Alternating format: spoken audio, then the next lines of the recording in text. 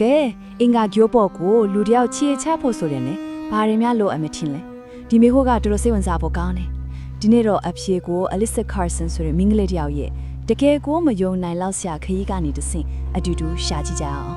သူမကတော့ Alyssa Carson ပေါ့သူရဲ့စိတ်ပိုင်းဖြတ်မှုနဲ့စူးစမ်းအားထုတ်မှုတွေကတော့လေပြောစရာမရှိအောင်ကိုအံ့မခံပါပဲအိမ်မကြီးကြီးမားမားတိုင်းမှာလေအစပြုတ်သေးသေးလေးတစ်ခုတော့ရှိတတ်ကြတာပဲဆိုတော့သူ့ရဲ့အင်္ဂါဂရုံးကိုသွားမယ်ဆိုတော့ဒီအိမ်မကြီးကဘလို့ရိုးရိုးရှင်းရှင်းလေးစားခဲ့တယ်လဲဆိုတော့ကြည့်လိုက်ကြရအောင်ဒီလိုမယုံနိုင်စရာခရီးကလေသူမနဲ့ဘလောက်မှစခဲ့လေဆိုတော့3နယ်ရဲမှာပါဟုတ်ပါတယ်အသက်3နယ်လေးပဲရှိသေးတယ်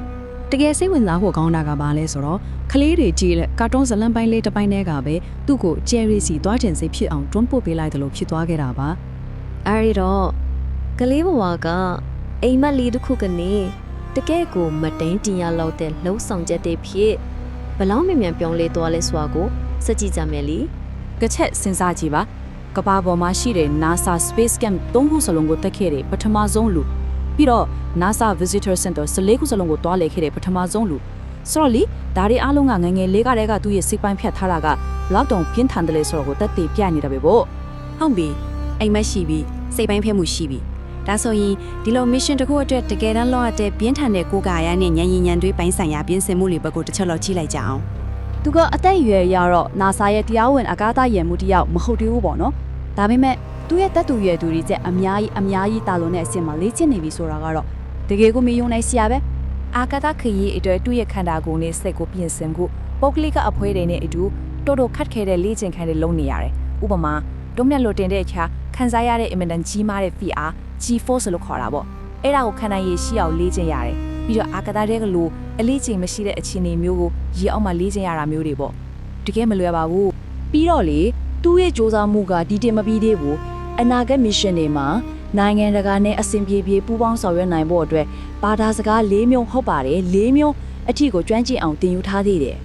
ဒါပေမဲ့ဒီလိုကြီးကျယ်ခမ်းနားတဲ့ရည်မှန်းချက်တည်ရဲ့နောက်ွယ်မှာအဲ့ဒီလောက်ပဲကြီးမားတဲ့ဆွန့်လွတ်မှုတွေလည်းရှိနေတတ်ပါတယ်အဲ့ဒီကြောင့်ကိုဆက်ပြီးကြည့်ရအောင်အင်္ဂါကျိုးကိုသွားမဲ့အစောပိုင်း mission တွေရဲ့အကြီးမားဆုံးစင်ခေါ်မှုတစ်ခုကအသွားတကြောင်လည်းဖြစ်သွားနိုင်ကြပဲဆိုလိုတာကအဲ့ဒီခေတ်ရဲ့နီးပညာရကဘာကိုပြန်လာနိုင်မှုအာမခံချက်မရှိဘူးပေါ့ဒါပေမဲ့အလစ်ဆာကအဲ့ဒီလိုစွန့်စားရနိုင်ကြီးကိုအပြည့်အဝလက်ခံထားတယ်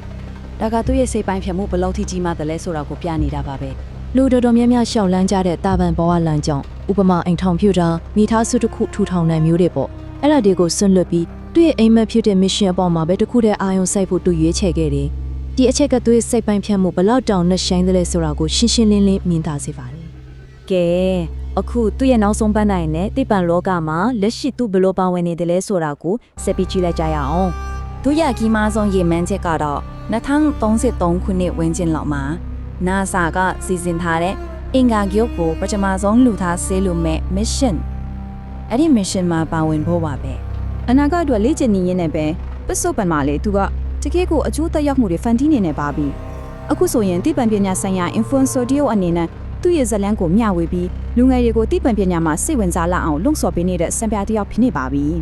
ကဲနောက်ဆုံးအနေနဲ့စဉ်းစားစရာလေးတစ်ခုနဲ့အဆုံးသတ်ချင်ပါတယ်ဒီလိုမျိုးကြီးကျယ်ခမ်းနားတဲ့ဆွမ်းစားခန်းတစ်ခုအတွက်ဆိုရင်လူတစ်ယောက်ဟာဘာတွေကိုများဆွန့်လွတ်နိုင်ပါမလဲဒီမေခွန်းလေးကရီမန်းချက်စီပိုင်းချက်မုံနဲ့ဆွန့်လွတ်ခြင်းဆိုတဲ့အကြောင်းအရာတွေကိုကိုယ်တိုင်ပြန်ပြီးစဉ်းစားသုံးသပ်ကြည့်ဖို့တိုက်တွန်းနေသလိုပါပဲ